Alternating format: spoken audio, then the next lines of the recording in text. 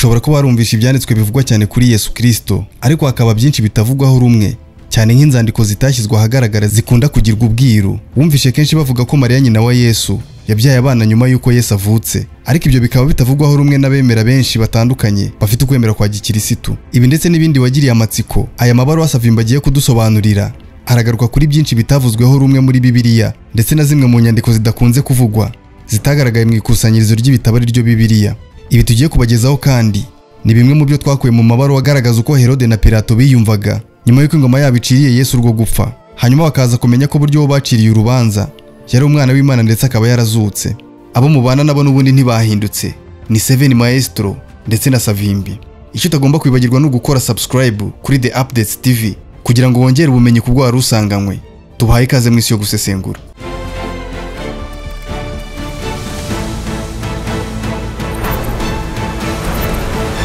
The Update TV.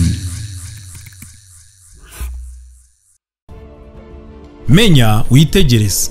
Burya umunsi unyoherereza Yezu nabuze icyo nkora maze ndigaya gusa. Nuko nkaraba ibiganza ngo ngaragaze ko amaraso yatazambarwaho ndi umwere. None ubu yarazutse ava mu mva nyuma y'iminsi 3. Ndetse abamukurikiye bamaze gukora byinshi mu izina rye.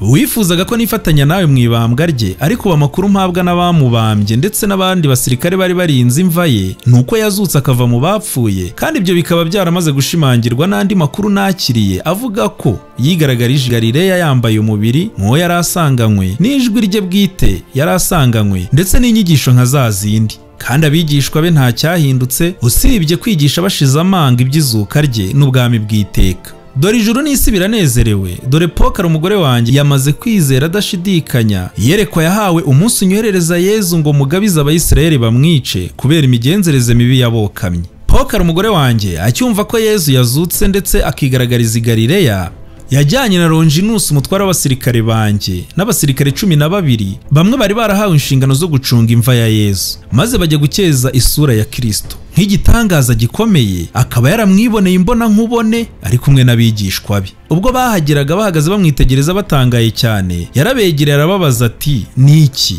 ese muranyizera? Pokari yahise yibuka mu isezerano Imana yahaye abakurambere ko avuga ngo abari bararimbutse bose bazabaho binyuze mu rupfu rwanjye, mwese mwiboneye n'amaso yanyu, none ubu nkaba mpahagaze imbere ndi muzima nge mwabambye. Nanyuze mu mibabaro myinshi kugeza ngeze mu mva, ariko ubu ndagira ngo munyumve maze mwizere Data Imana iri muri nge, kuko naciye ingoyi y'urupfu nkamena n'amarembo y'ikuzimu, kandi izina ryanjye rikaba rizahoraho iteka. Pokari umugore wanjye n'abo baromani bumvise ayo magambo barahindukiye baza kuyambwira barira, ndetse bakaba baribukaga ubugome bamugiriye. Ibyo rero nanjye babimbwiye ndi ku buriri bwanjye ndi mu mibabaro ikomeye cyane. Nahise nambara umwambaro w'icyunamo, mfata abaromani 50 n'umugore wanjye twerekeza i Galileya.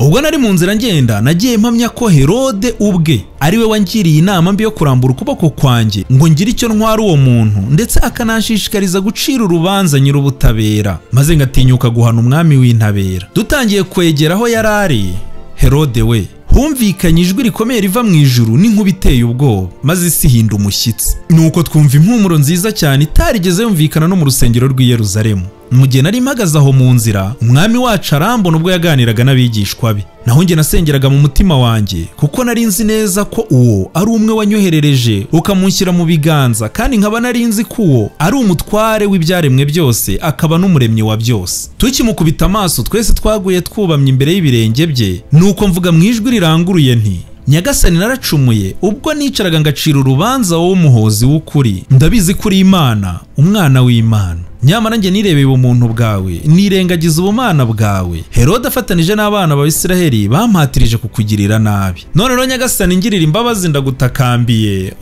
Mana ya Isiraheli. Umugore wanjye mu kababaro gakomeye nawe agira ati, Mana y'ijuru n'isi, Mana ya Isiraheli, ntutange ingororano ugendeye ku bikorwa bya Ponsiyo Pilato, cyangwa ngo ugendere ku gushaka kw'abana ba Isiraheli, yewe ntunagendere ku gushaka kw'abana b'abatambyi, ahubwo uzibuke umugabo wanjye mu ikuzo ryawe. Nuko umwami wacu aratwegera n'umugore wanjye n'abaromani twari kumwe, ndamureba mbona aracyafite inkovu zo ku musaraba. Kandi aravuga ati, ibyo abakurambere bose b'abanyakuri bari bariteze kuzabona ariko ntibabibone, bibaye mu gihe cyanyu, bikozwe n'umugenga w'ibihe, umwana w'umuntu, umwana w'isumba byose. uwabayeho iteka, uwazutse akava mu bapfuye, ubu akaba asingizwa n'ibyo yaremye ngo bibeho iteka.